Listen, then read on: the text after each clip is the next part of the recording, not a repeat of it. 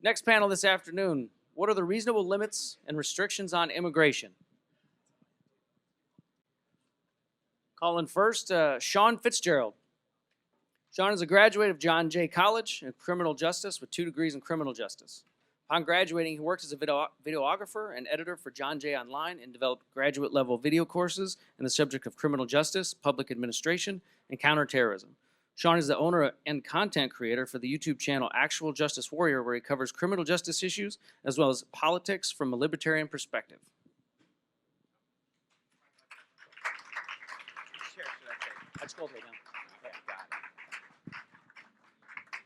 Syndey Watson is a right-wing political commentator, YouTuber, and journalist.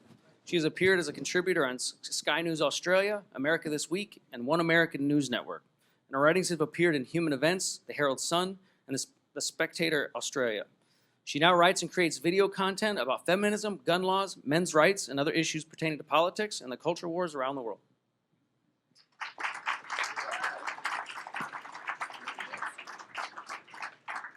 Elijah Schaffer, host of the Blaze TV's Slightly Offensive.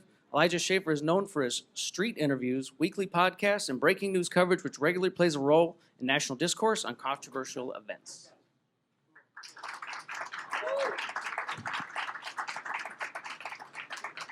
And last but not least, the big little man, Michael Gonzales. Michael LSP Gonzales is a liberal YouTuber with a degree in political science and fine arts. When he's not fighting on Twitter, he's creating video essays which discuss social issues and history. I got it. Stay right there. And last but not least, the most beautiful man I've seen in the last 35 seconds. My good friend and one of the founding members, Brian Edwards.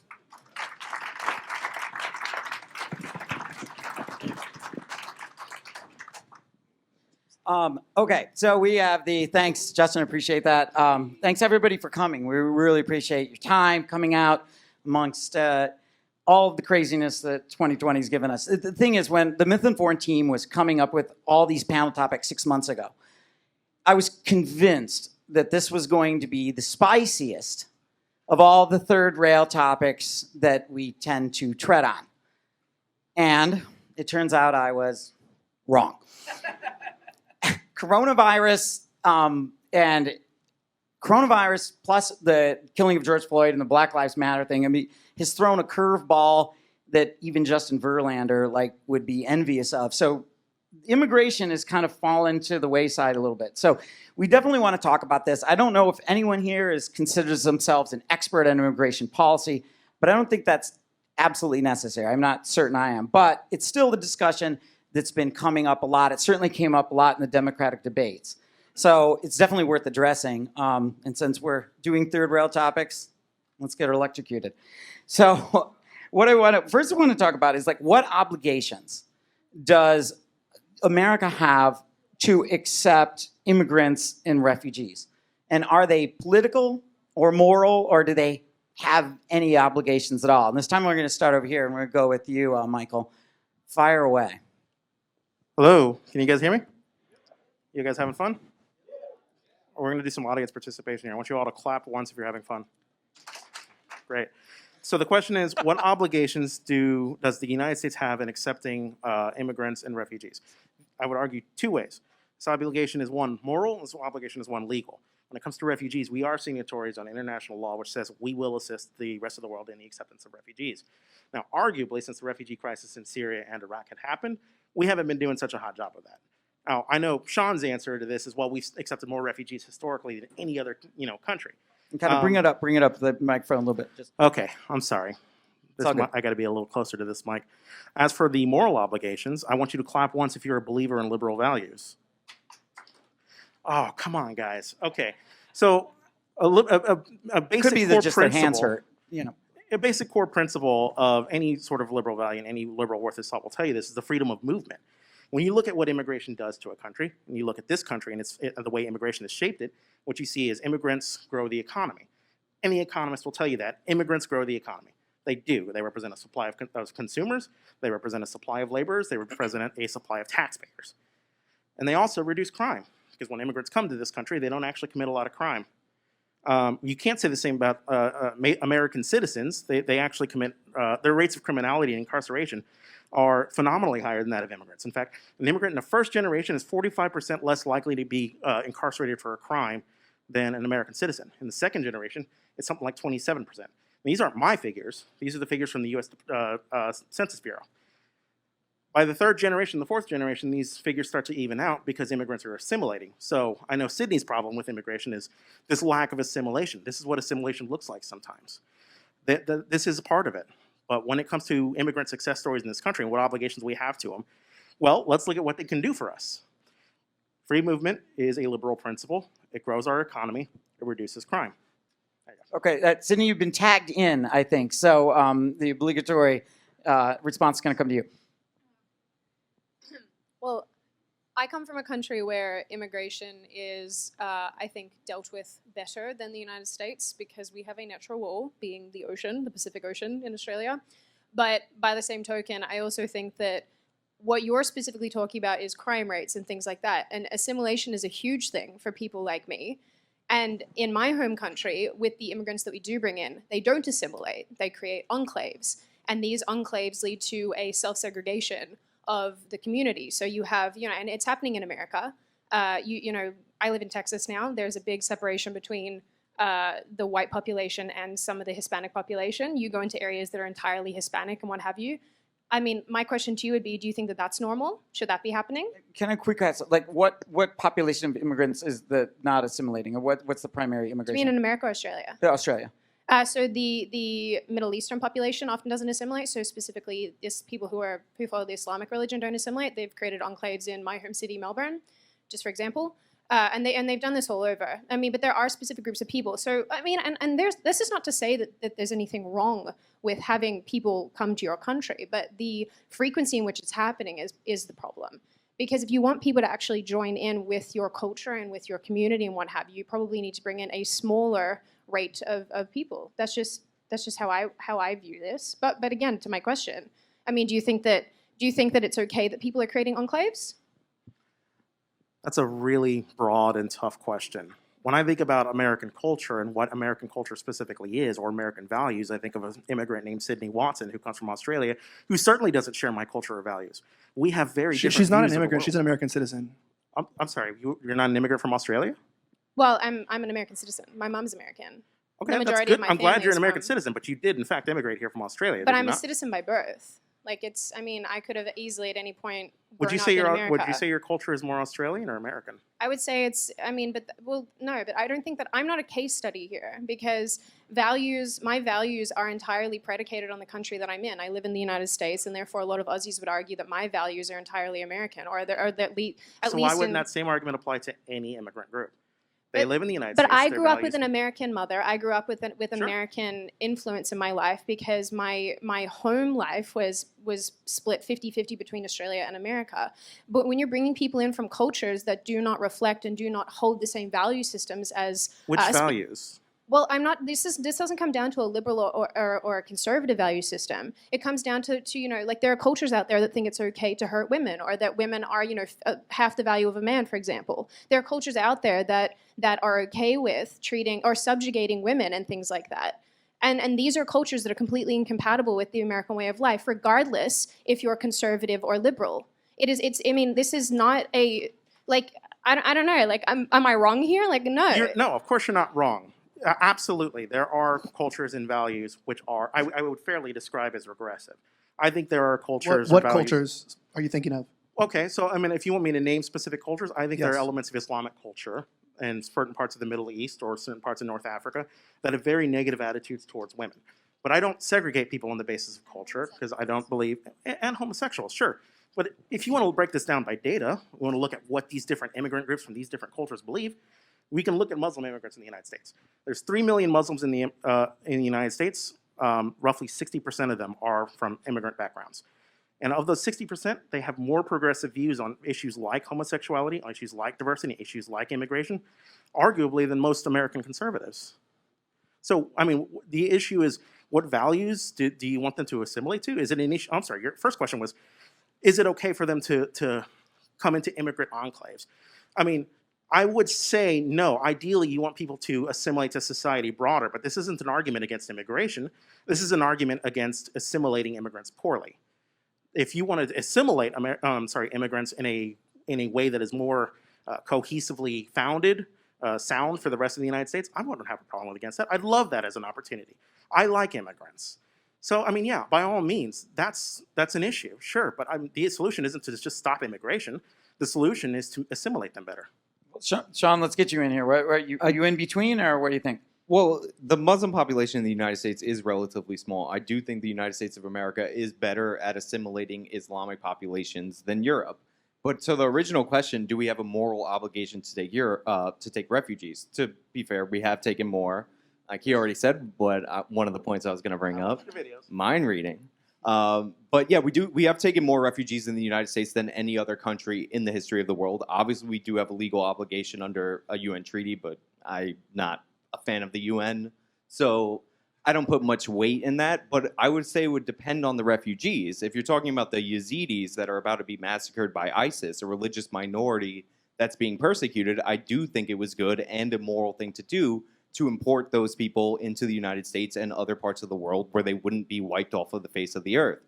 But there's refugees around the world constantly from all different places, and I don't think it's unfair for the United States to prioritize refugees that are already like baked in, aligned with the United States values. And sometimes it's not even values, it could just be something as simple as high rates of English speaking. Because if you speak the common language, then the values in a generation or two will come along with it. Like Hong Kong's population, these are people crying out to live in a Western country. They're singing our national anthem in the streets. They're waving our flag under actual penalties from an authoritarian government, and 51% of their population knows some English. I think that's a good set of refugees to start off with, and that's who I would prioritize over maybe Syrian refugees or refugees from the Islamic world that, you know, when they're not fighting whoever they're fighting in their home country, are burning the American flag. Okay, so can I All respond right, to that? Elijah, do you want to quick Yeah, get on? I'll chime in. You know, I like your comment about the UN, because the UN does remind me a lot of my ex-girlfriend. Absolute trash and costs too much money. It's true. LOL. Abolish the UN. But Isn't anyway, it a shame people don't respect women in this country? Oh yeah, me and the Muslims have a lot in common. No, I'm just kidding. But there's a thing called comedy, and we can make fun of people in a jesting way. We just don't behead them when we disagree with them. But I will say this. Or throw them off of buildings. I will throw homosexuals off of buildings. I mean, I have some gay friends that are insufferable, but I wouldn't kill them. Anyway, If only Matthew Shepard had the same. Yeah. I was gonna say, you know, number one, bullshit aside, we don't owe anyone outside of the United States an obligation for anything. And we, in our country, have spent too much time, realistically speaking, just pretending like we're the police of the world. And we owe everybody money, even countries that hate us. And that anybody who wants to live here should belong here. I don't know what critical race theory BS that is, or what we can begin to think about how that would help our country. But I mean, this sounds like such a reductionist argument. But even when you're cooking food, right? Even the melting pot argument is insane. You don't just put anything in a pot and eat it. The difference between a good meal and absolute shit is dependent on the ingredients that are put in it and the people that are making it. And so it's like when you look at this, and we know what, 38,000, I think, is this 2019, 2018, around there? We averaged about 38,000 asylum grantees, which is pretty good. That's pretty great. It could be higher, and it should be higher, I think, in some ways, like you were mentioning, from countries like Hong Kong, et cetera. Well, I think it's a country, by the way. China can kiss my you-know-what, because it is a country, okay? It is. Hong Kong's a country. And when you talk about this, if you start at the base level of we don't owe anyone anything, then we can actually have a real conversation about immigration. But I want to distinctualize this, and I'll end with this. Number one, we need to start having the clear dichotomy of there are illegal immigrants and there are legal immigrants. And we've got to stop putting a cherry on top and coding it like illegal immigrants are the same thing as people who are doing things the right, the legal way, and going through a correct route to enter this country. And I think the far left has done a really good job at blurring the lines there. So if we're going to talk about immigration, I was also going to ask you, when you're talking about immigrants, like you'll make a comment like, oh, well, immigrants commit less crime. Well, if we're talking about illegal immigrants, even if it's only one crime, if there were no illegal immigrants, that was still one crime like too much, right? So it's still a net positive with illegal immigration, with crime. I hate those arguments of like, well, they do contribute some money. I'm like, they also take a damn lot of money as well. So if we can talk about the pros and the cons, but with legal immigration, that's all I want to ask you. Are you referring to immigration as a whole, or are you referring to both as separate entities? So both legal and illegal immigration grows the economy and reduces crime. There's a lot to unpack from what Elijah just said. Firstly, you're flat wrong about critical race theory, and I'm sorry to tell you, because one of the reasons critical race theory is so controversial, yes, you're laughing, but here's why. It's because racial separatism is a core component of it, which is why I don't subscribe to critical race theory. Oddly enough, you're closer to critical race theory than I am on this. I'm critical of race theory. Nice dodge. As for like oh man, there's so many broader arguments I wanted to address here about we don't owe anything to the world. You don't have to owe anything to the world to take immigrants. We're not suggesting you provide every immigrant who comes here with all the welfare they need. All my suggestion would be is just open the door and let them pursue their interests like any other person would.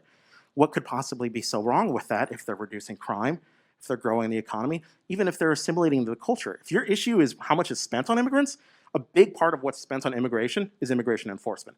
A lot of money goes to educating immigrants, so right there's investment costs on our part, which means we're investing in their human capital. We want them here. We should want them here. We're paying for their education. And the other part is immigration enforcement. You could eliminate that if you just open the borders. Yeah. So to the point about immigration or immigrants committing crime and illegal versus legal, I'm not sure where you're getting those numbers from, because only one state, to my knowledge, actually checks immigration status upon arrest point. So only one state is producing any kind of numbers on illegal immigrants committing crime, and that's the state of Texas. Arizona tried, but they were forbidden from doing so by the Supreme Court. So I don't know how you're measuring the distinction between those. And as far as per capita crime rates, yes, if you import any population into the country and they commit a lower per capita murder rate, then the murder rate will go down. But if you import a bunch of people and they commit 500 murders, despite the rate of those murders being lower, you are increasing murders. And illegal immigrants have a lower rate of crime in the United States of America compared to our general population, because African Americans in the United States of America have a way higher rate of crime compared to the rest of the population. So, like, if you compare them to Hispanic natives or any other demographic, the Asian population here, then the rate of crime is higher. It's just that African American crime is a huge problem in the United States of America. Sure. So your first question was, where am I getting these numbers? There's a lot of different sources. There are criminologists named Ruben Rumbaud or Walter Ewig, who works for the American Immigration Council.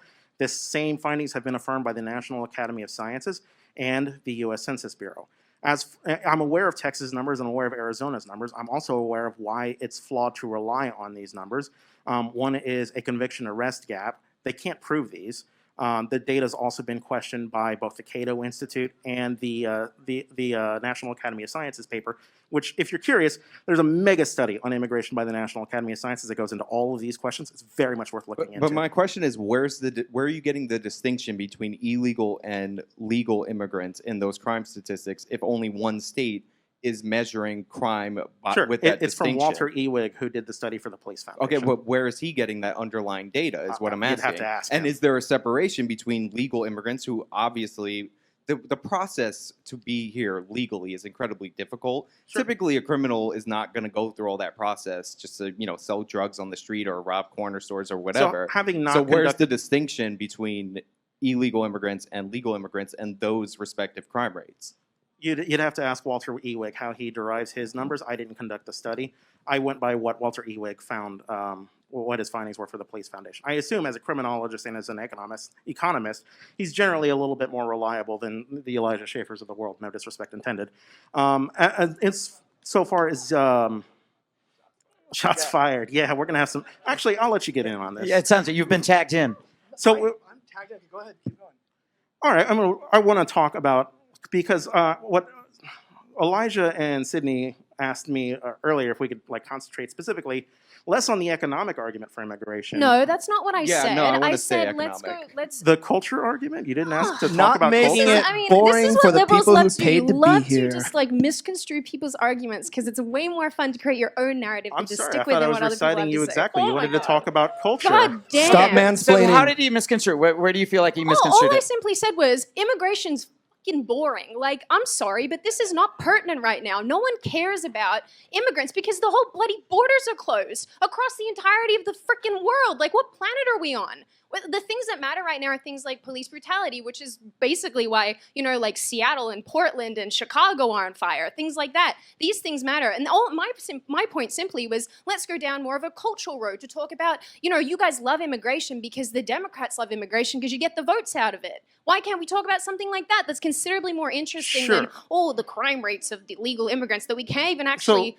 tag because I don't even know who's an illegal immigrant in this country. How can you measure illegal immigrants? You don't even know how many are here. Let me start. I'm sorry if I misconstrued you, Sydney. I seem to remember you wanting to talk about culture.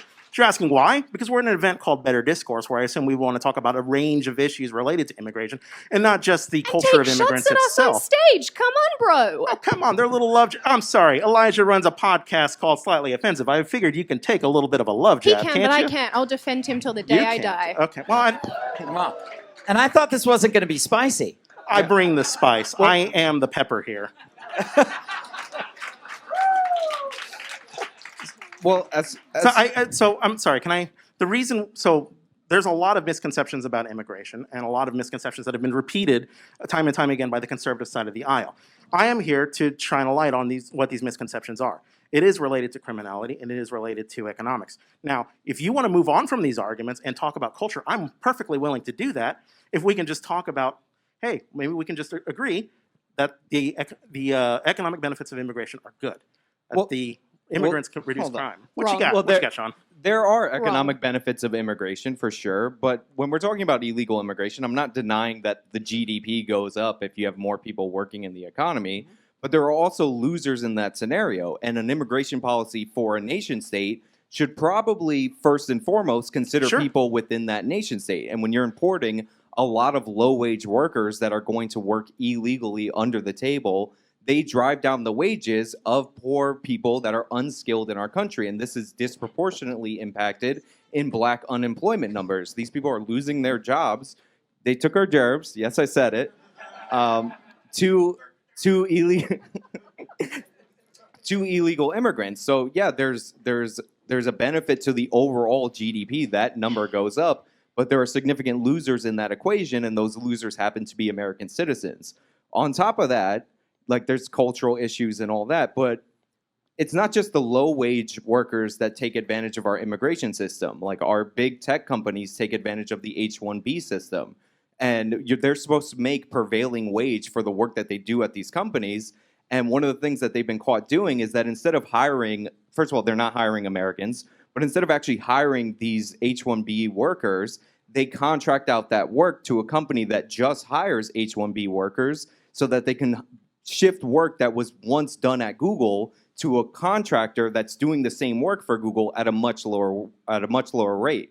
So we should focus on our illegal and legal immigration policies in such a way that it benefits American citizens first and foremost. And as for the economic reasoning, yeah, they do pay some money in taxes. That number does exist. But they take a lot more money. Like you talked about investing in education. Like what that actually costs is $12,000 per pupil. Meaning if you come here illegally and you're not paying income taxes, you're working under the table, and you bring 2 kids along with you, you're taking from the system just because your kids are going to school $12,000 a year per kid. That's $24K. I don't think they're making that up in sales tax. No, but they make it up in property tax. But I'm glad you want to talk about the economics of it. I don't know a lot of illegal immigrants that own I don't think houses you know a lot that of are illegal dropping immigrants in the first 12K. place. Well, I live in New York. I know what I'm legal talking about. immigrants pay tax. You want to talk about like Love that. how immigrants impact low wages. I love this. I want to get into this because this is a common misconception. So I want you to clap once if you've ever seen the movie Scarface. We're going to do some audience participation. Clap once. Okay, at the beginning of the movie Scarface, there is an infographic that describes how Tony Montana ended up in the Miami area. And it describes this massive refugee movement from the Mariel Harbor of Cuba to Miami. And this was an actual event that called. This wasn't a MacGuffin for the film. This was a real event called the Mariel Boat Lift. Now, conventional economic wisdom was that when you have 200,000 refugees and immigrants coming from Cuba and immigrating to Miami, this clustered small area, the sky is going to fall. Cats and dogs are going to get together. You know, Japan's going to sink back to the ocean. It'll be the end of the republic. And that actually that wasn't what happened. You had an economist who did a very famous study on it named David Card, who looked at what happens when you get 200,000 people into a local economy. And conventional wisdom was everyone's wages would drop. Unemployment would skyrocket. What actually happened was everyone's wages didn't drop and unemployment didn't skyrocket. Actually, it grew the economy because you had 200,000 new people to buy stuff. And what you spend is what I earned. Conversely, the other way around. That's how the economy works. It's a famous study which addresses the very issue you have. Ideally, it would affect low-wage workers. It didn't. Oh, I would definitely prioritize immigrants from communist countries or socialist countries because they come here and they actually buy into the American system. You're talking about Cubans. Cubans outperform every other Latino demographic group. And the Cuban immigration system for a long time was you make it to shore, you don't commit a crime for a year, you get U.S. citizenship because those people are actual legitimate refugees of socialist nations. So yeah, like I'm not saying Cubans hurt Miami. That's one isolated population that, again, is an anomaly among Hispanics. Like, I'm from a Puerto Rican background where you have natural-born American citizenship. We don't do nowhere nearly as well as the Cubans do. Like, so he says it's an anomaly amongst Hispanics. It's not an anomaly. It's the not Cubans are definitely an anomaly amongst Hispanics. Look at how much money. I'm sorry, the Cubans might be an anomaly. Let me rephrase this then, because I misunderstood how you used anomaly. This event itself was not an anomalous event, right? This event didn't just happen, and it was like, well, that was weird. I guess this probably isn't going to happen again. A lot of economists have looked into David Card's work, and they found it time and time again that, yes, this is actually, his findings are statistically sound. Similarly, when the Soviet Union collapsed, you had this mass migration movement out of the Soviet Union. It was called the post-Soviet Alaya. It was a mass movement of Jewish immigrants from former Soviet states who all engaged in the right of return to Israel. More than 1 million immigrants came to Israel, and the same wisdom that you thought would apply there applied here, right? It's a lot of immigrants. They're going to work for lower wages. The sky will fall. Japan will sink into the ocean. And once again, what you found was the opposite. It grew the economy. Again, Jews succeed everywhere they go around the world. And when you Is it intrinsic? When you immigrate to, it's not intrinsic. When you immigrate to Israel as a Jewish person, there is a level of buy-in to that society. It's quite literally the Jewish state. Like, I'm on board for people, and I want to prioritize people that have a built-in buy-in to the United States of America, or if I'm any European country, don't you think to any that immigrant country. group who comes here and risks life, limb, blood, and happiness just to get here also wants to buy into this country? I think there's more buy-in from somebody who swims 90 miles through shark-infested waters than somebody who comes up from Mexico and travels 90 miles through hot desert and sends money back to their family because they're really interested in earning money because low wages over here translate to a better life in Mexico. I have nothing against the person who does that personally, but the level of buy-in is not the same. Like, these people are fleeing an oppressive authoritarian government. A lot of great Cuban entrepreneurs were actually entrepreneurs in Cuba that had their businesses stolen from them. And they came here and they bring that creativity, that human capital here, and they recreate that success, sometimes in a completely different industry when they come here. I would definitely prioritize English speakers, people who flee former Soviet nations, people who flee any type of communism or socialism because they're less likely to vote for that and put us in that similar oppressive system because they've seen it firsthand. So yeah, there is a different level of buy-in from different immigration demographic groups. And we can see that because different immigration demographic groups do differently when they get here. Okay, so you invoked Tony Montana, and I definitely think Elijah's like sitting over there about ready to say hello to my little friend. Just going, what the fuck are we talking about? Like, what kind of example was that? I mean, realistically speaking, you make claims like, oh, you must not know a lot of illegal immigrants and stuff. First of all, I once lived in the city of illegal immigrants for my entire life. It's called Los Angeles. They were thinking of changing the name to just illegal. I mean, that city is absolute madness. Some recent numbers put the estimates of over 1 million to 1.8 million illegals just in Los Angeles, which accounts in the county for approximately 10 to 14% of the population. Absolutely freaking insane. And if you want to tell me about how illegal immigrant neighborhoods are safe, well, enjoy living in one, because I have, and it was not fantastic. What's the downsides then? So there's so if you're saying yes, there's X amount of people there, but like, what's the impact? Yeah, so number one, here's a problem. When you have an uncontrolled population like we see in Los Angeles, I don't know if any of you guys know this, but even if you're against abortion, if you just go on the 405 freeway during rush hour traffic in Los Angeles, you'll wish more people killed their children. Honestly, because that place is overcrowded to the max. And I can make jokes about it, but I'll tell you this. It's absolutely I don't even want to say, but it is absolutely in a position where it's almost like it cannot be reversed. The reason why Los Angeles has such problems even managing itself, its homelessness, its problems, is because if you already have this large population, which we're seeing currently with some of the immigration problems in Nordic countries when they allowed a lot of Syrians over and this problem with assimilation, these cultures do not assimilate. The Hispanic enclaves do not assimilate in Los Angeles. In fact, it's very common in LA to not even find people that speak English. And I've lived there for 27 years, and I'm not making that up. Anyone who goes to Los Angeles can absolutely back that up, that it is hard to find people in many regions that actually speak English. And in fact, if you look at immigrant populations, one of the main reasons why, and I've looked at urban housing studies in Los Angeles, talk about the reason why some prices have risen up in barrios and the reason why there's increased black homelessness is because some of the rental property owners are packing illegal immigrant families into houses that are paying into one place illegally without permits that they can't even fit that many people inside. They're putting up sheets. They're charging a high cash price. It's artificially inflating lower income neighborhoods and the rent prices, which is actually pushing poor black people out on the streets, which is causing an increase in black homelessness. So that's just one issue. I actually like black people, so I'm against illegal immigration. But I know that the Democrats don't like either. So, I mean, To be totally fair, though, like when you talk about speaking the language, too, but tons of Italians came over, and many of the generations didn't speak the language either, where you have grandma and maybe parents not speaking it, but then kids speaking, and that turned out okay. So is the language thing itself automatically an issue?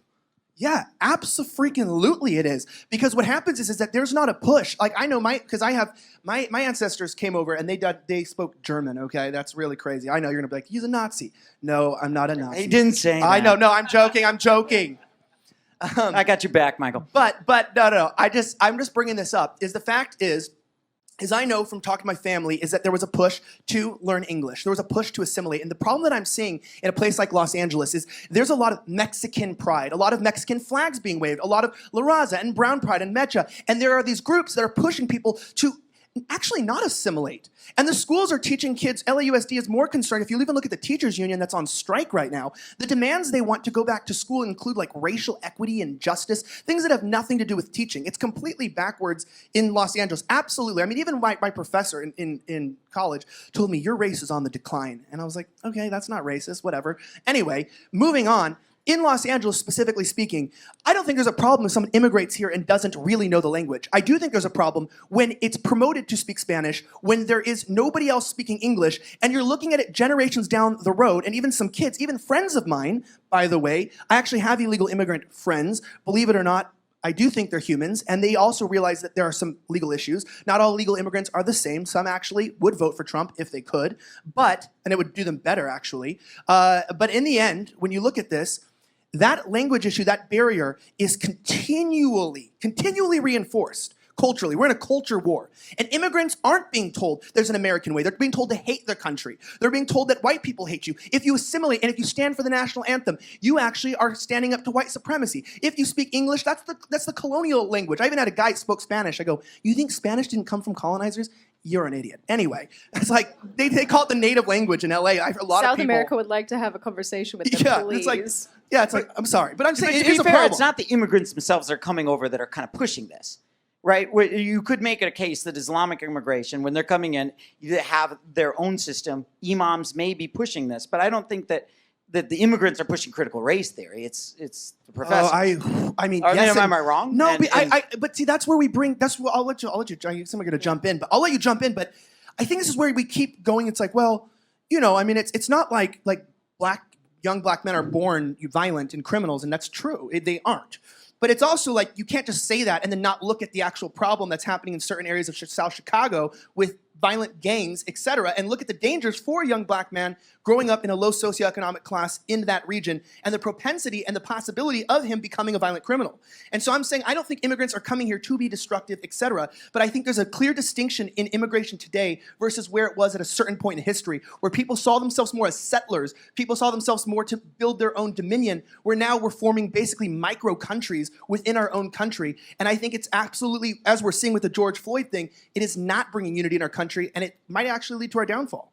All right.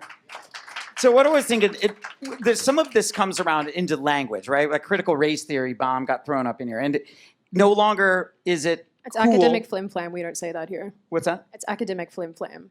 Critical Academic race film theory. flam. All right, I've never heard that. Does But anyone actually know what you're that not allowed is? to say. Like, am I you're the not- only one that's here just like, But we're not supposed to say illegal immigrants. You're supposed to say undocumented. well, this is Right. what this is what like parts of. I mean, I'll say the radical left because I'll spare the normal liberals. This is what the radical left do. They take some. Yeah, love you guys. They take semantics and they use words to change the discussion. So, for example, I mean, if I stole something, am I now an undocumented buyer? Like, I mean, and this is the thing. This is what happens when you change language and you start using it. I mean, am I wrong? Like, when you start using it in these specific ways, you change the entire discourse. And so now, because a lot of people argue saying, you know, illegal immigrant or illegal alien, for example, would dehumanize these people. A lot of people, I know people who would argue that. So when you say it's an undocumented migrant sounds much better, much nicer, much more palatable. But it doesn't change the fact that these people are still coming here illegally. And the question I wanted to ask before, and I'm sorry to hijack this slightly. Go for this it. is for you, Mike. How do you feel towards, say, you know, immigrants coming from, say, South Africa, like the white population over there that's obviously being murdered at a rate of knots? What do you think about them coming to America, or do we I only? literally Or do have we, no problem with them coming to America. I would embrace are they them on the with same open level arms. to you as, say, someone who's from Myanmar? The same level? Am I because supposed I know to that measure them at a different level? Well, for some people, yeah, of course. I mean, some people don't want white populations No, I tend to view migrating to other everybody white pretty countries. equally, regardless of their background, culture, or even political Do you affiliation. see them as refugees? Do I see them as refugees? If they are refugees who've registered with the UNHCR, the refugee agency with the UN, What if they came on a boat? sure. What if they jumped the wall or the border? Like, there's Well, then no it seems wall. like they really want to get in here, and they should be allowed to come here. What is the upward cap on who could come here? Is it just anybody who wants to come here? So I mean, the In upward your cap opinion, in not law, not legally. In your Oh. opinion, if I could have my way and build the perfect world, it seems a little silly to me that in much the same way I could shop at a restaurant and I can find items on the menu that appeal to me in certain ways and I gravitate towards those items on the menu, that immigrants can't conversely do this with a different country or a different culture. It seems weird to me that I could like the German experiment as it stands right now and not immigrate there. Because I was born here and for no other reason, even though functionally in every way conceivable, I identify with the culture. And I would say it's the same with any culture anywhere. The crux of your issues seem to be assimilation. What does it look like when the immigrant tries to assimilate here? Or what does it look like when they fail to assimilate here? I would submit to you, if you want a real world experiment, a real world example of how assimilation works by osmosis and creates a unique cultural identity of its own, you can look at two towns. You can look at El Paso, and you can look at my hometown of San Antonio.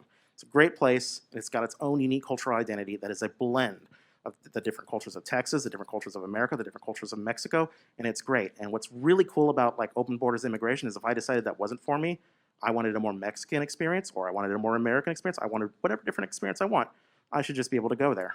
wait. So, first of all, my hometown is San Antonio too. I was born there. So yeah, San Antonio.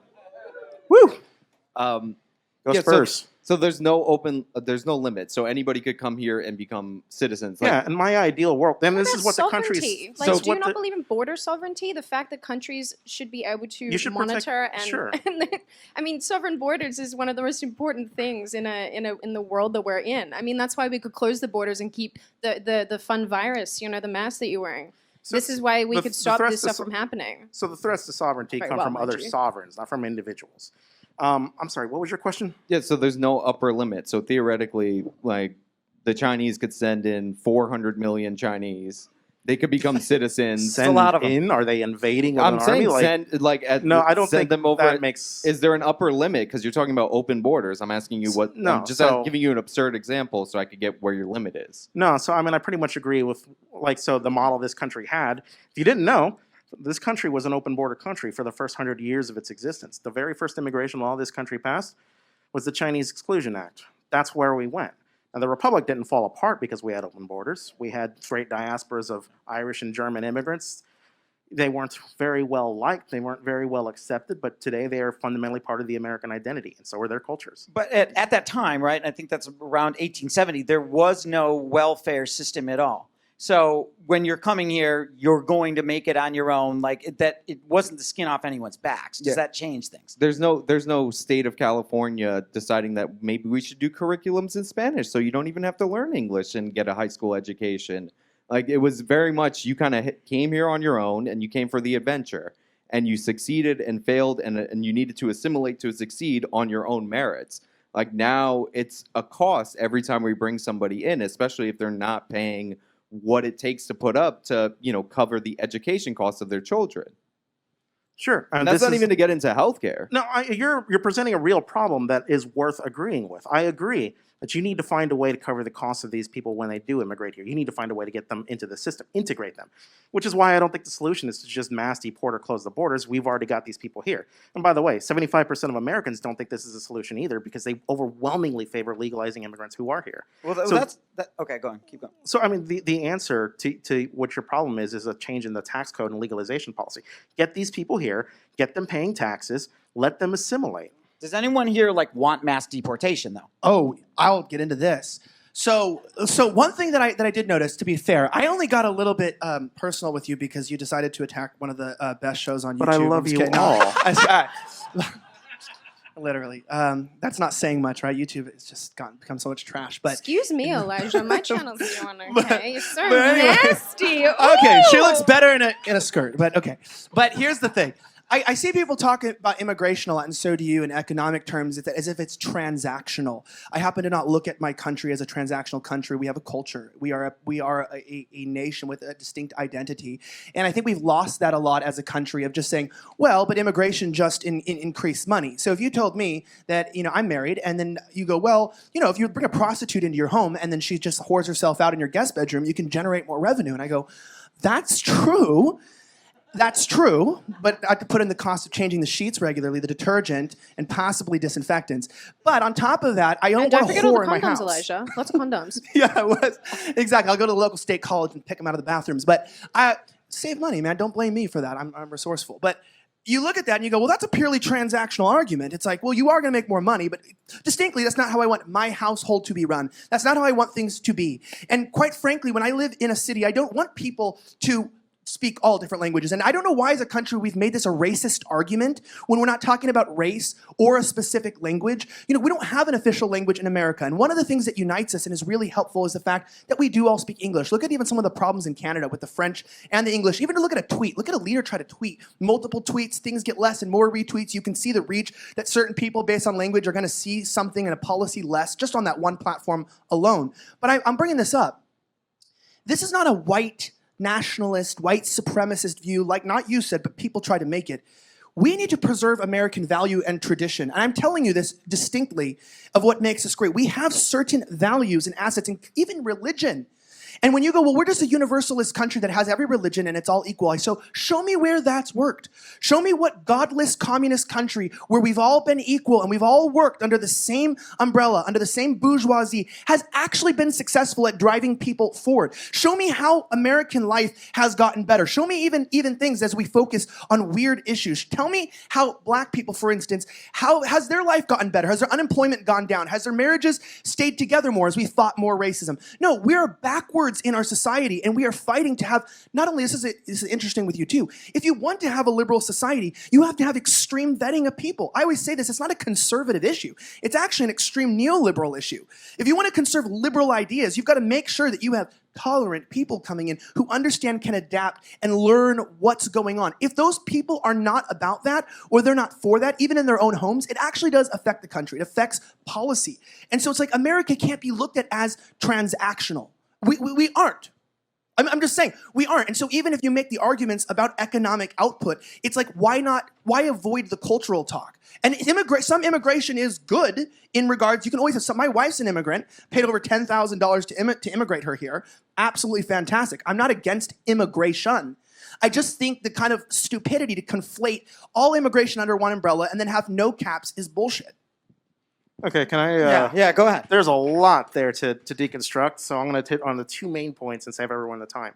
The first thing was Elijah was wondering why this is a argument or a debate that is conflated with race, and there's a reason for that. In the early 20th century, there was a massacre carried out by the Border Patrol in Porvenir, Texas. It's called the Porvenir Massacre, and it was committed against Mexicans who were living there on the border town of Porvenir. And the basis for this was nominally an immigration enforcement issue. You had people who were coming over, committing raids from the Mexican side of the border, and immigration at the time was handled instead by the Texas Rangers on that basis. 20, 30 years later, the Great Depression hit, and we didn't need as many laborers here as we thought we did. So we started this mass repatriation program of Mexicans who were living here. And we wound up sweeping up a lot of American citizens of Mexican ancestry in this as well. Some sociologists have described this as ethnic cleansing. That might be a hyperbolic way to do it, but I mean, this is what happened. You've got a lot of Mexicans who were wrongfully deported from the country. And then 20 years later, you had another program, a famous one, where called Operation Wetback.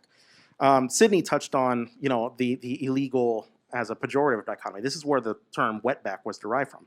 By the way, every argument you can make for how illegal is a normalized word and not a pejorative has been made for the label wetback. You wouldn't call somebody a wetback today, but Operation Wetback was an immigration enforcement plan done in the 1950s, which mass deported Mexicans and, once again, American citizens of Mexican defense, supposedly to comply with the Bracero program agreement between the United States and Mexico. So why is this racial? Because you have presidents like Donald Trump who, when they're on the campaign trail talking about immigration plans they support, they talk about Operation Wetback. And they talk about it in a positive light, in a way that is distinctly viewed for its racial bias, that it is viewed for the racial animosity which oozes from it.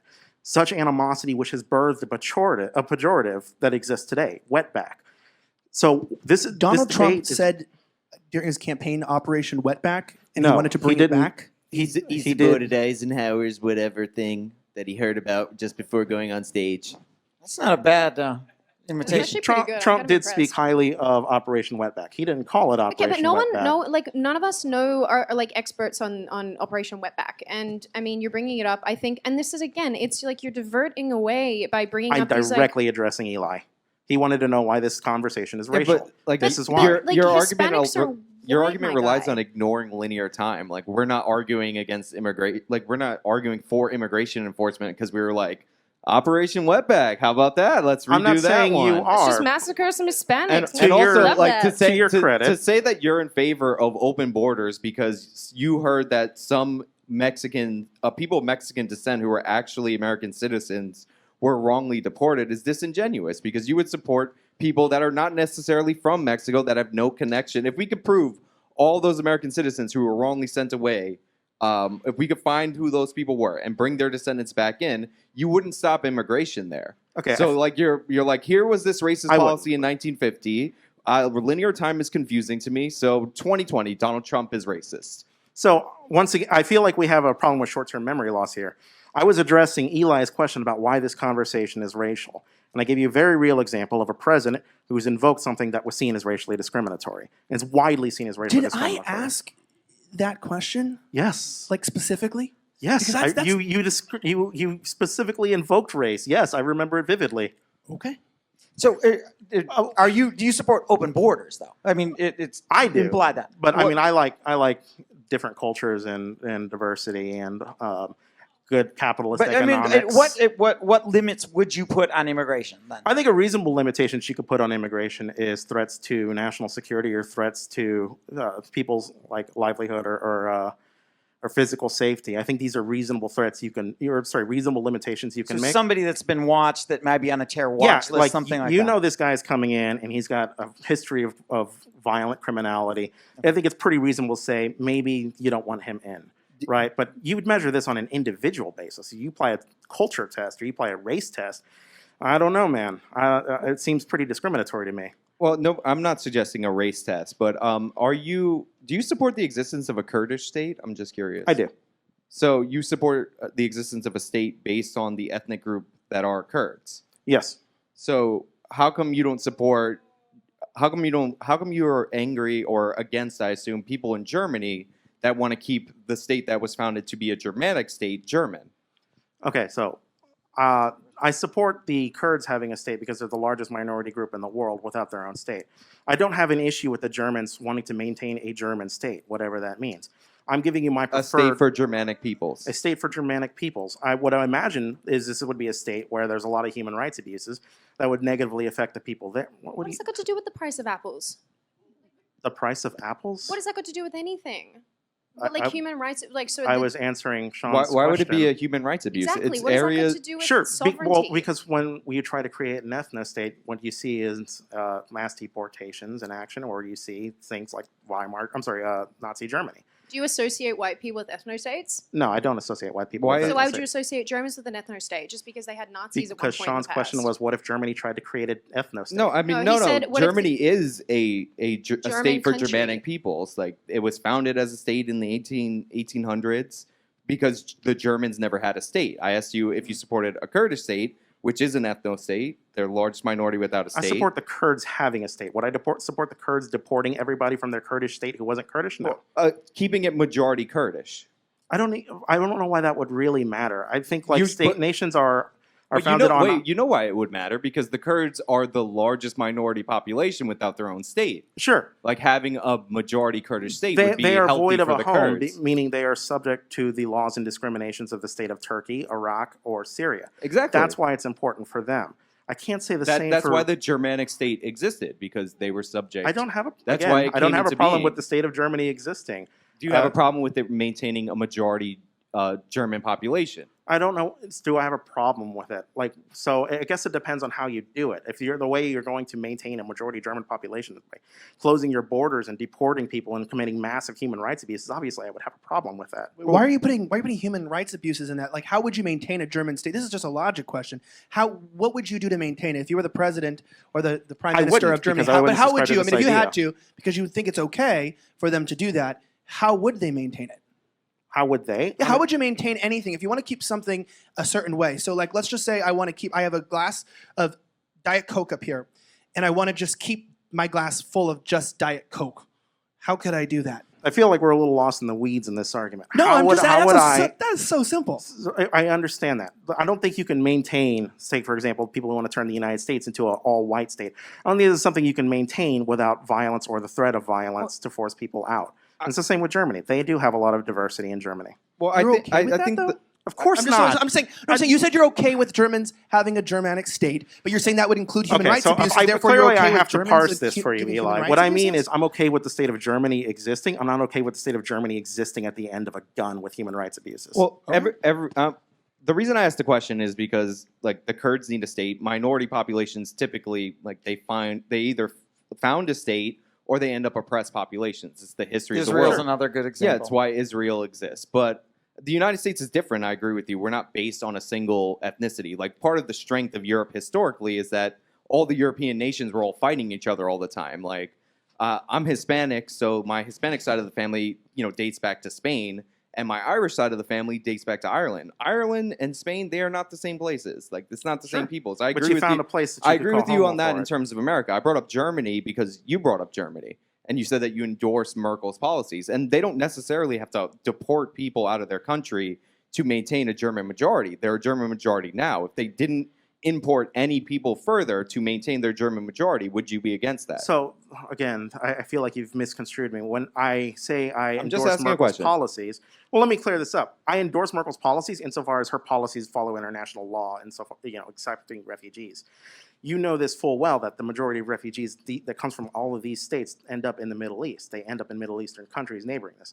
Now, maybe you can argue there's a cultural cohesion to it, and that makes it okay that they're all settled there, except that's not really the case. The culture of the Alawite in Syria isn't the same as the culture of the Alawite or the Sunni or the Armenian or the Turk. There are lots of differences and diversities in even these regions. To just paint one of them with a broad brush seems a problem. With the Kurds, the issue is a lot more sensitive because the parallels for the state of Israel exist perfectly with the Kurds.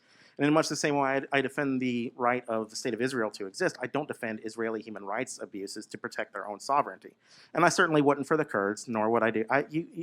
This is like part and parcel What of do the they conversation. owe to their own citizens? Like, for example, Germany, right? You have a bit of unrestricted kind of mass migration coming in. You've the long lines of people coming in and into the borders. Like, and then they were resettled in a lot of different towns. So you would see these incidences in small German towns that were maybe, say, 5,000 people and had 200 immigrants, but then their own citizens would say, my 6-year-old daughter was wearing a skirt, got called a slut.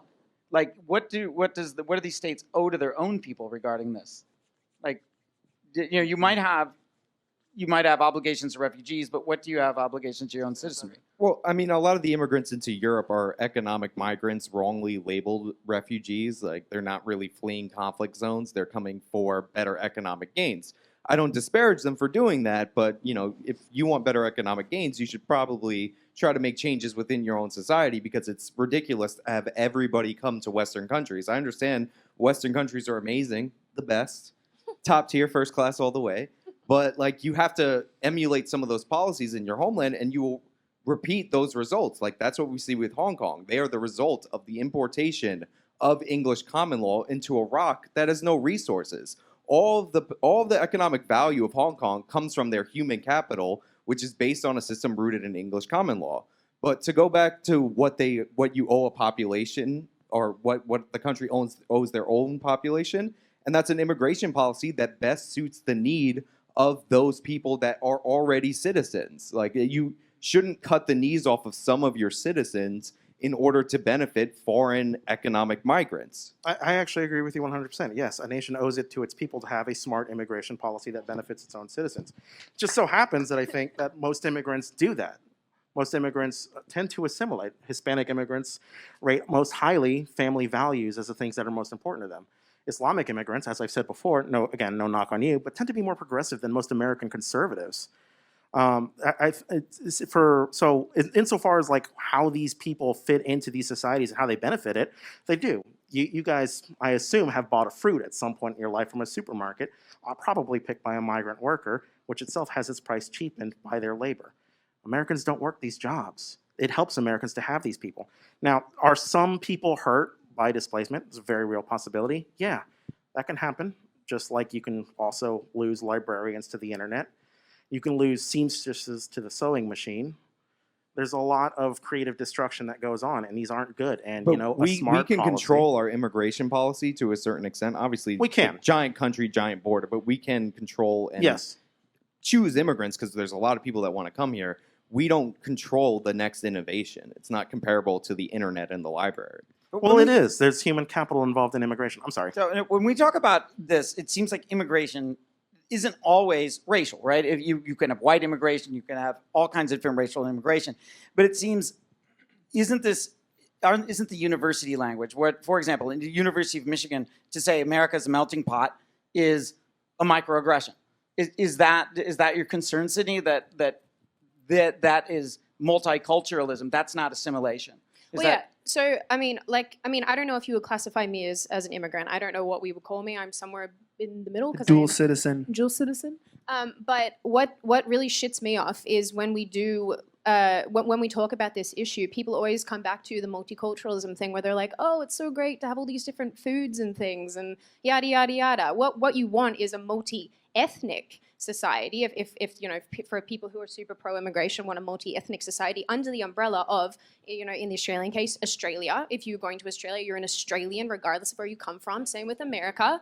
So, if you move here and you intend to stay in this country, I don't care how much food you bring, you have to be an American citizen. You don't get to walk around, you're waving the flag of another country and being like, oh, any day Like of the the week. Confederate flag.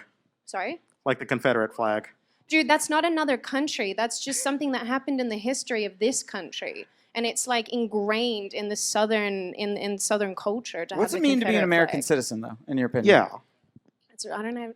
What does it I would have to mean? think about that. If I'm immigrating here from Mexico, Document. Sydney, I what think would I need to America's- do to be American in your eyes? Sorry? If I'm immigrating here I'm from Mexico. Let's say I'm from Mexico and I've gotten citizenship. What would I need to do to assimilate to American culture? What is this culture you speak of?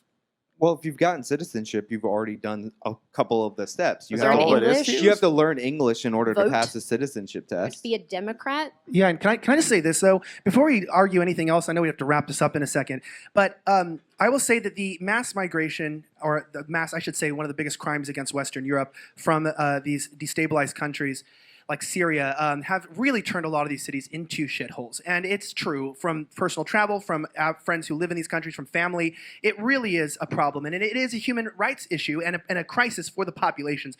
The European Union committed a human rights abuse against the populations of the European Union by allowing the mass migration of these Middle Eastern people who share no common language or values in there. And they should be charged and disbanded probably too. You can see how much I love globalists. But that being said, that's why when you look at immigration and you look at all these things, and you say, I would say somewhat disingenuously that you want this open borders type of people can free flow and go where they want.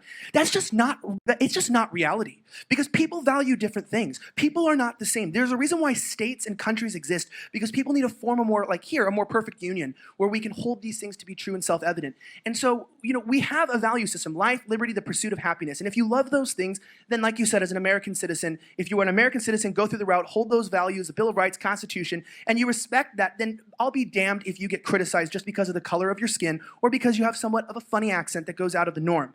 All that being said and done is, we can argue this all we want, but if we had America the way that you would envision it, we wouldn't have a country at all.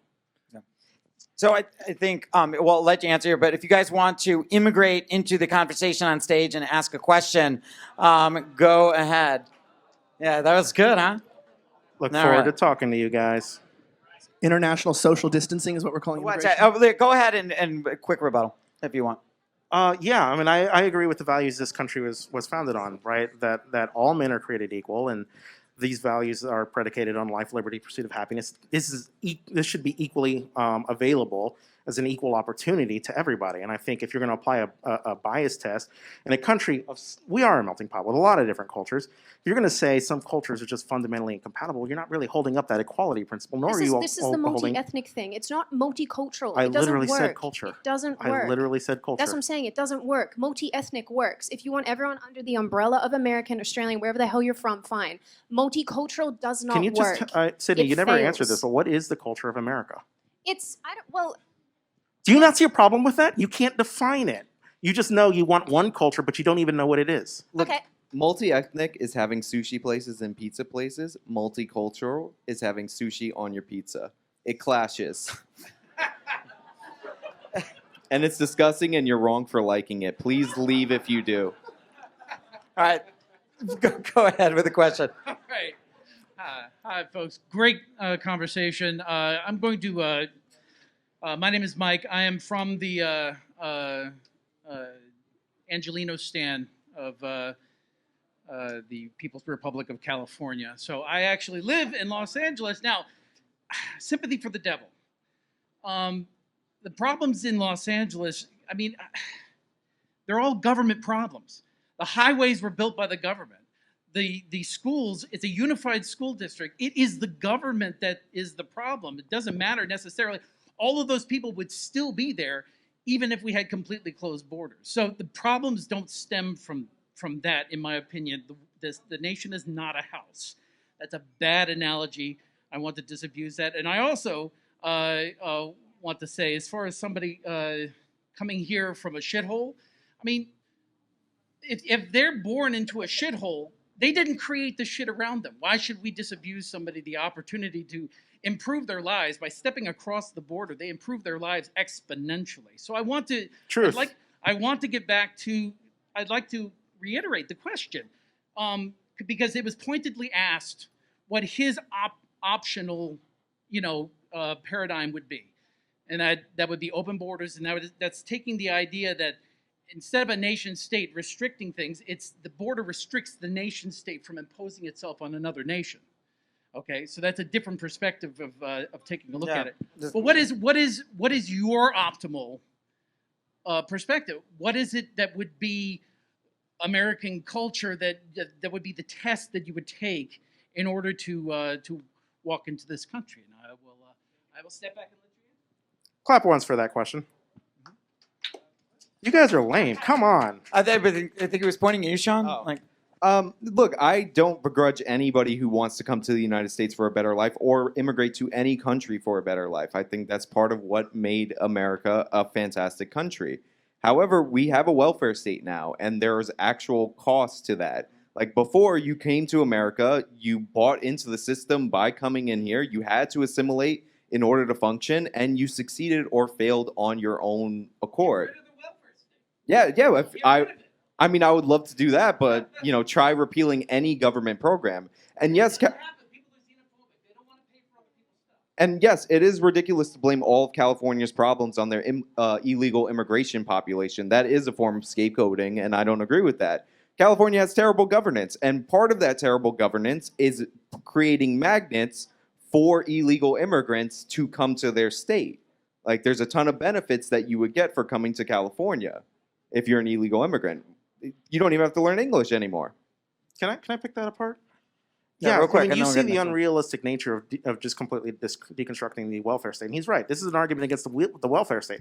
It's not an argument against immigration. But the same argument applies that you're not going to get rid of immigration either. You can't get rid of immigration. I don't think that's an argument you go with, but he's asking what your ideal policy is. And your policy seems to be restrict immigration to protect the welfare state. But restrictions on immigration are like gun-free zones. They're about as effective at doing nothing. Illegal immigration. Well, we also don't have to make them citizens, or we can choose any nation state can choose who becomes a citizen. Sure. I'm Like not that's arguing what a against nation citizenship state tests. is. So if you haven't been chosen to come here, and you do your trial run with the green card for citizenship, then you probably shouldn't be here. all right, go ahead, Carla. All right, so I actually don't mind all illegal immigrants. In fact, I liked one of them so much that I married an illegal immigrant. And then I had to start the 4-year process of going to immigration court every couple of months just to check in to say, yup, still here, still illegal until you give us the green card. And the reason it took 4 years to get him a green card after we got married is because the immigration courts are so backed up with illegal immigrants who are committing crime after crime after crime and lawyering up and going to the immigration court for years and years and years and years and years until they get a trial. So here's my question. How many crimes do they have to commit before we deport their asses? Who is this directed to me? Yeah. I don't know, clue. One. What crime do you want them to deported for? Generally, the your issue. That's it. Well, your issue is that there's a backlog in immigration courts. I can solve this problem really easily. Just legalize immigration and let the regular courts handle them. Solve it. Yes, that's what I said. Let's let all these criminals do crimes. Hey, guys, I got a trick to reduce the homicide rate down to 0. Just legalize murder. We're good, right? Legalize immigration. You don't have any immigration crime. Yeah. All right, let's go to the next one. All right, well, here I am again. My dude. My dude. So, Mike, one of my greatest criticisms of you has always been there's been no delineation between 3 separate classes of people. Immigrants, refugees, and illegal immigrants I find to be 3 separate classes of people. Now, refugees can occupy two different classes, both legal and illegal, and I believe that certain consideration should be given towards refugees, people who are fleeing from war-torn nations, nations that are controlled by drug cartels, things like that. But this is a criticism, not much of a question. I also have another observation that I've also made. I watched probably one of the greatest of American discourses, something that's been scrawled on a statue that's sitting in the middle of New York's harbor for well over 150 years or whatever. Elijah, keep your ancient lands, your storied pomp. And Mike, give me your tired, your poor, your huddled masses. Right? I'm wondering.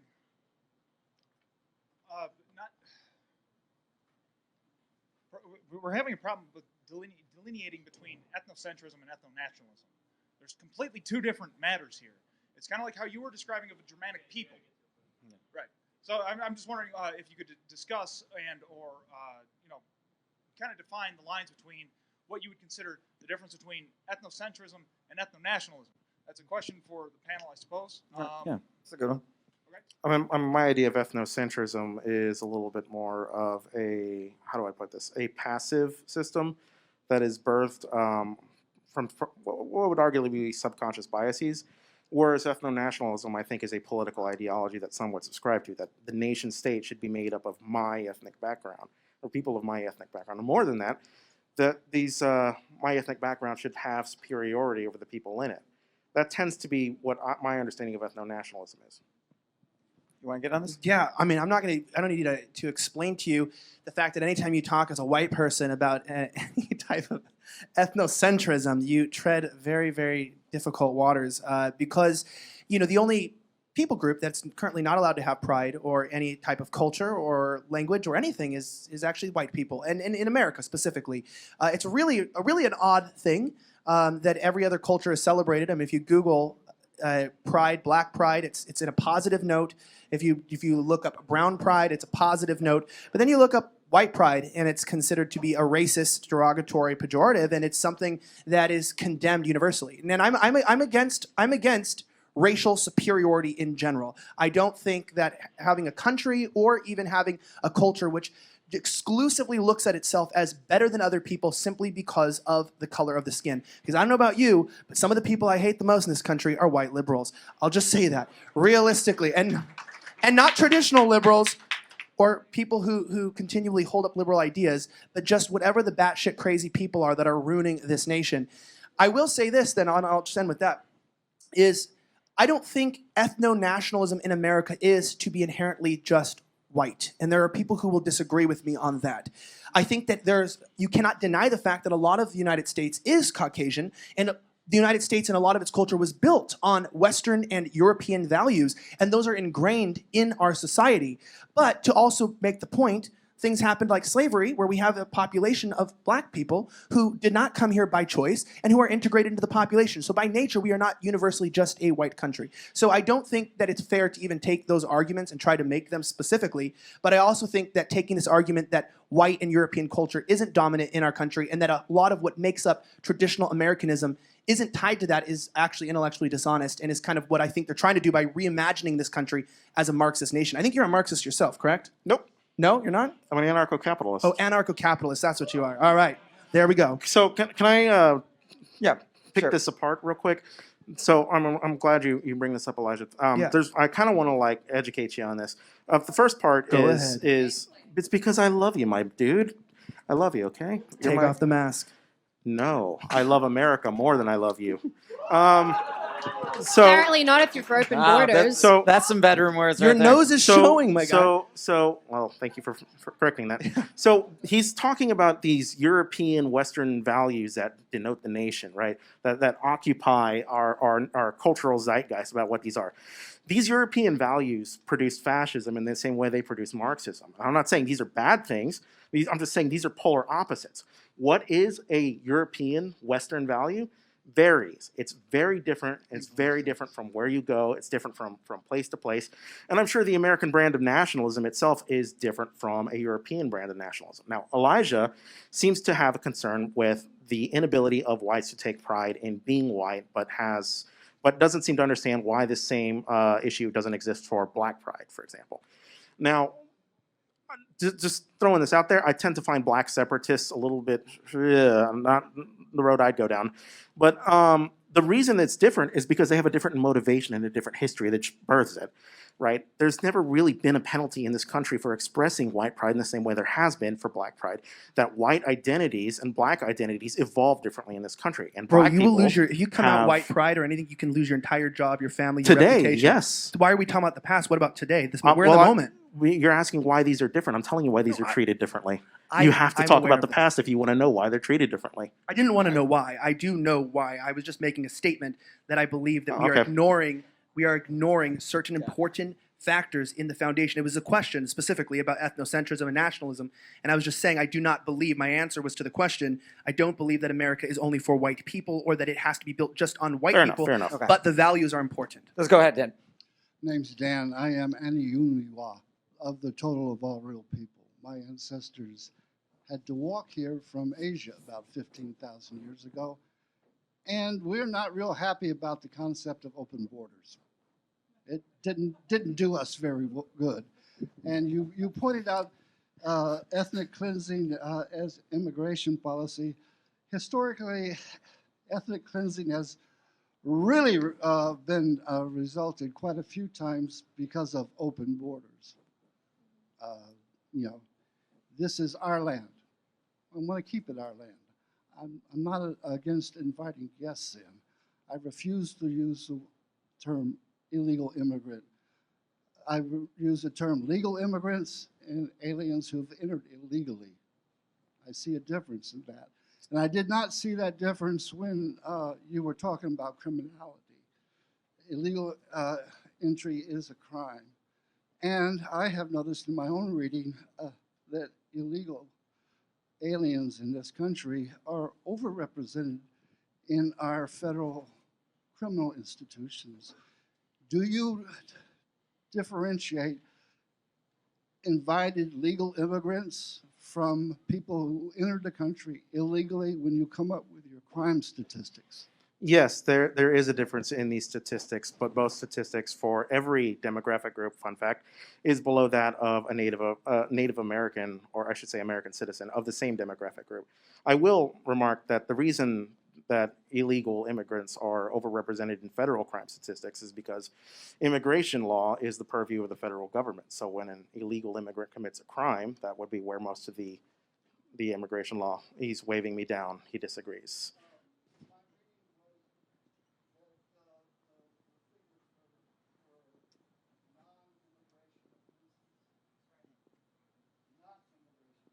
Sure. All right, let's go with the next one. All right. Hi, my name is Ulysses, and I'm just going to go straight to my question. Oh, sure, that's not a problem. Yell into it. Okay. So my question is, where do you, for like the European migration crisis that's going on right now, where do you see that crisis going in like the next like 10 to 30 years? Will it like turn around, or will it just go to like hell? I think it depends which countries we're talking about, but I'm presuming that you mean like Sweden and Germany and yeah. Having lived in the UK for like a year, I don't see that turning around anytime soon. And I think part of the problem is that because anytime people in Europe in these European countries try to have a conversation about it, like many of us in the United States and Australia and many other Western countries, you get shouted down as a racist because this always, for some reason, comes back to like a white supremacy, white nationalist argument, when again, a lot of it comes down to the value systems of the groups of people that you're bringing in. Again, a lot of them are coming over illegally. I believe you made the point that a lot of them are economic migrants, so it's not even like, I mean, these are people who, as a general rule, I would argue are not necessarily adding to the overall benefit of the countries that they're coming to. If anything, like Sweden, for example, you have a rape rate that has skyrocketed over the last decade because of the migrants who are committing an exorbitant amount of rapes against the white population. And in the way that these politicians are trying to deal with it is not to say, let's get rid of these people and let's make sure that this doesn't continue to happen. If anything, they're trying to pacify them. And there's something really sick and really wrong with a mentality that says, let's pacify, rather than let's eliminate the issue entirely. And that's what Europe is doing. It's trying to pacify presently the issue rather than actually eliminate it, because they don't care about their existing citizens. And I think that was this question that you asked before is, you know, they owe everything to their citizens because those are the people who pay the taxes. They're the people who vote in the politicians. They're the people who live, eat, breathe in these countries, and they come first. Migrants, immigrants, refugees, you do not come first, especially if you're illegal. Are you saying doing cartoons that tell people not to rape in Sweden didn't drive down the rape rate? I'm really shocked that it didn't. My God, every time I see those, I'm like, damn. I'm Yeah, actually, I was someone. thinking about that too. I was like, I'm so glad they have those cartoons, or we'd all be rapists, because you know all men are naturally rapists, anyways. That's according to the narrative, or Tommy Lahren, I should say. But anyway. No, she just thinks they're trash. Yeah, sorry, they're just trash. There you go. Yeah, but I was going to say, specifically, when we're talking about the issue in Europe, you know, we can look at Poland and look at some of the Eastern European countries. God knows they are doing something right finally, because they came from communism. They came out of this oppression, and they don't want to lose their countries again. They don't want to lose their identities again. They want to hold Christian values, strong Christian values. And you look at Western Europe. I mean, Western Europe is so effed with the migration crisis that, like, even in Germany, they don't release the race of perpetrators, like on the news, on broadcasted news, especially if they're considered to be Islamic or if they're Middle Eastern, because they don't want to perpetrate systemic racism against them. And there's a lot of weird things. And so when you start backing in a culture and you're hiding crime stats, you're hiding the race of people, you're trying to prevent the national discourse. I mean, if you look kind of like with Cannon Hinnant, the 5-year-old boy who was killed and executed in his front lawn by a black individual, and the media was silent about it, or the riots that just happened in Chicago and the media silence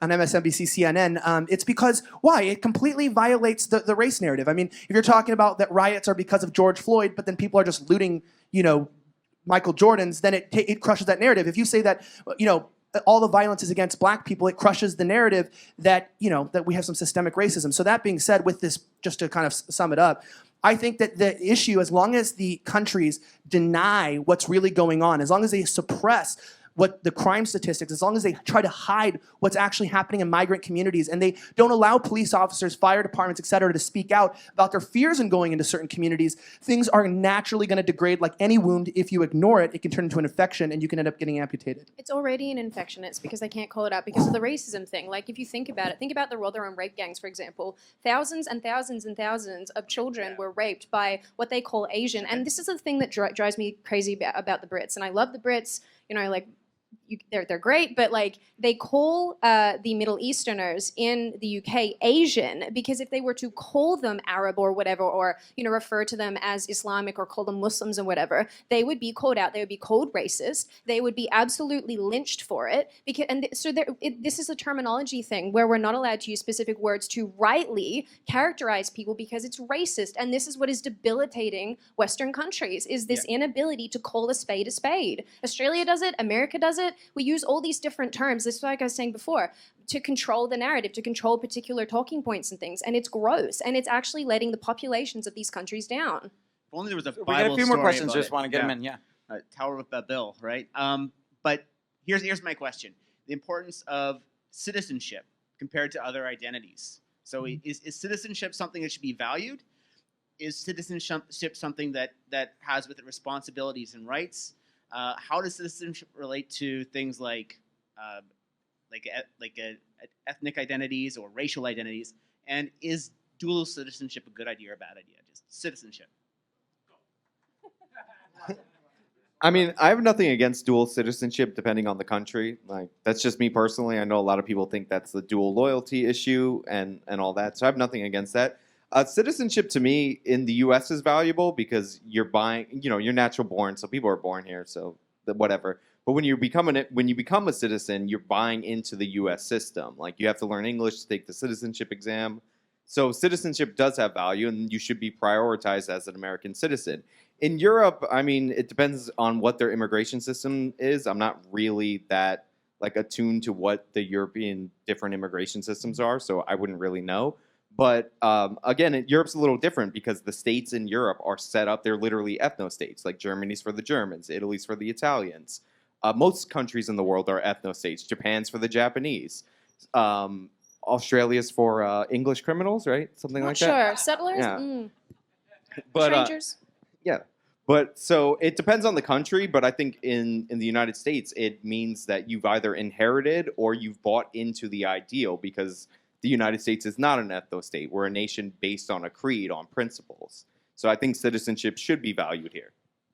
I pretty much 100% agree with what Sean just said. Citizenship as an idea is really cool, and it's a little bit more than just having legal rights conferred upon you. The question at heart of this debate is, should nations be nations of blood and soil, or should they be nations of ideas? And I'm a big proponent of having a nation of ideas, which is why I don't want to segregate some cultures out to say you can't come in here, or some ideas out saying you're fundamentally incompatible.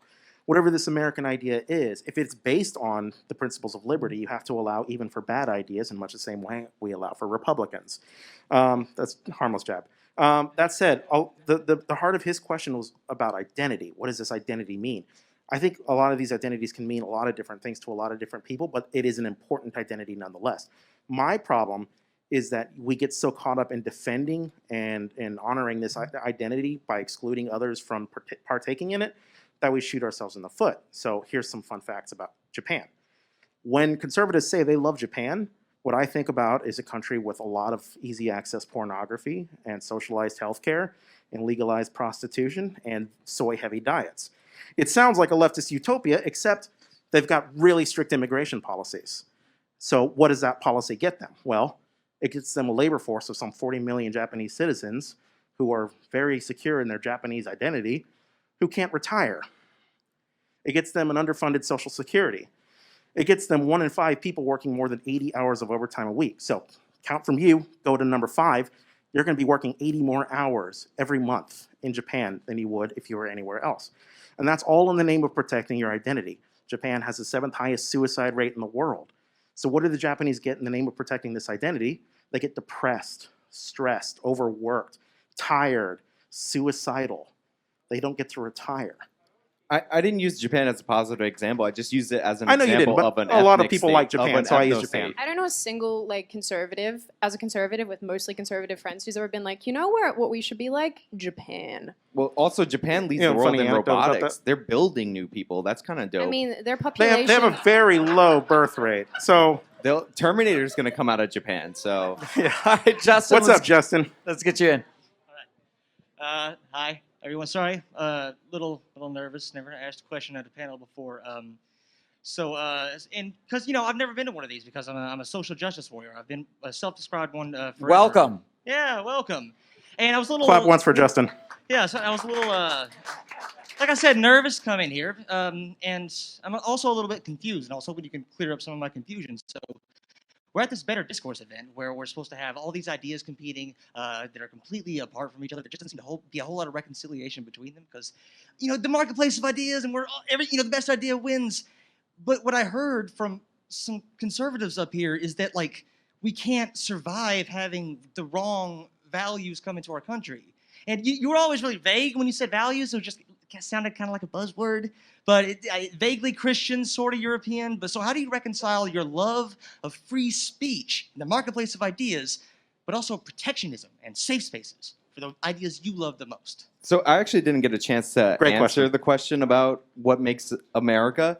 It's a system rooted in English common law, not something vague like based on liberty or any ethnic group. We're a nation that is rooted in the tradition of English common law. Obviously, we have a revolutionary string to us and all that, but those are the underlying values. It's not a dog whistle. These values work everywhere in the world that they're tried. Hong Kong is a great example. Have you looked at the population of Hong Kong? What's their percentage of white people, a native Hong Konger? Do they look white? Right? Asian, right? They do significantly better than those in mainland China. Mainland China, way more resource rich. They just have the incorrect system. And there's plenty of people across all racial lines that are accepting of English common law values, and they make great citizens of Western countries. India is a great example. You know what the #1 income earner is in the United States, the United Kingdom, and in Canada? Indian Americans.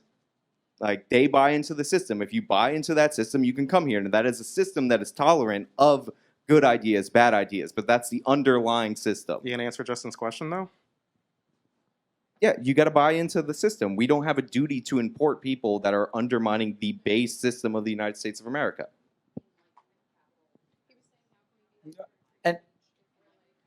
Look, at the end of the day, in my opinion, I know that I think your stab was probably at me a little bit.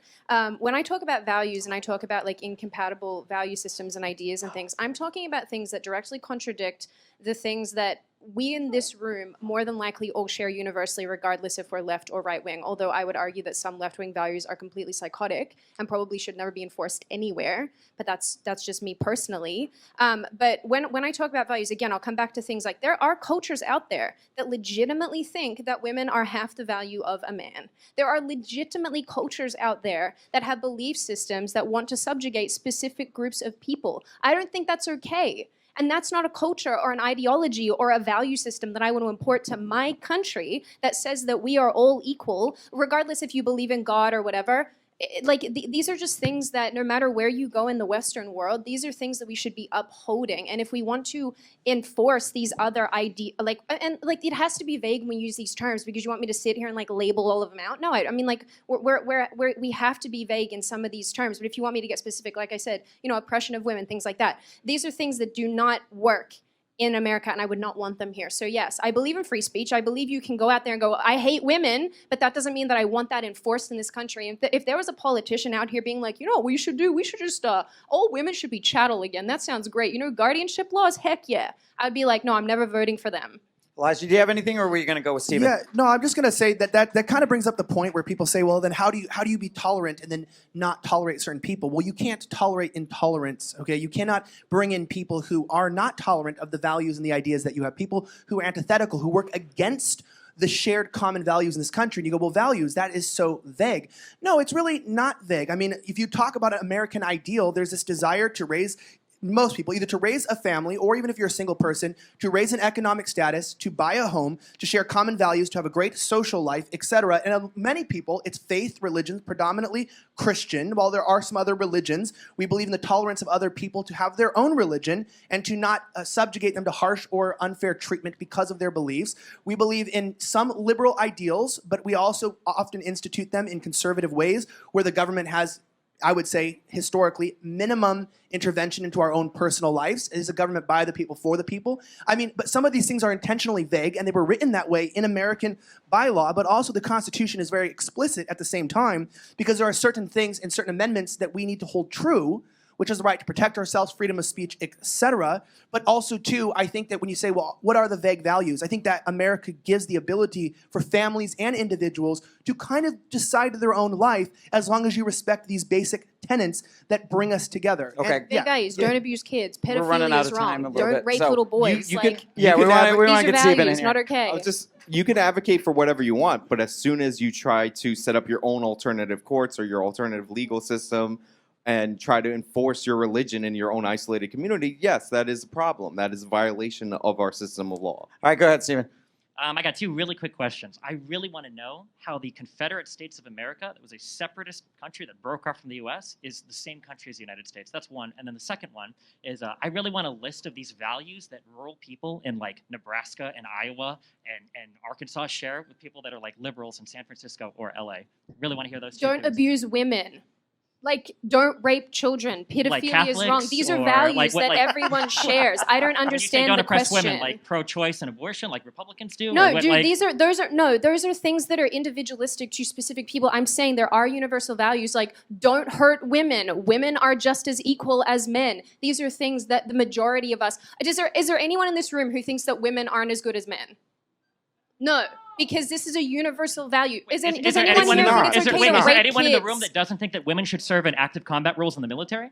Dude, that's not the same thing as Well, women not now- being now- equal. why don't we ask Should a little I, bit as more a of an woman, honest be able to question? get Come a on, let's job? They have equal value Yes. of they have equal value of rights, but they are also distinctly different, and that's important to realize. That I know that while there are some, actually there are, according to the diets and the way men are looking in 2020, I actually trust quite a few women by my side on the battlefield and some of those guys, TikTok e-boys to be some of them.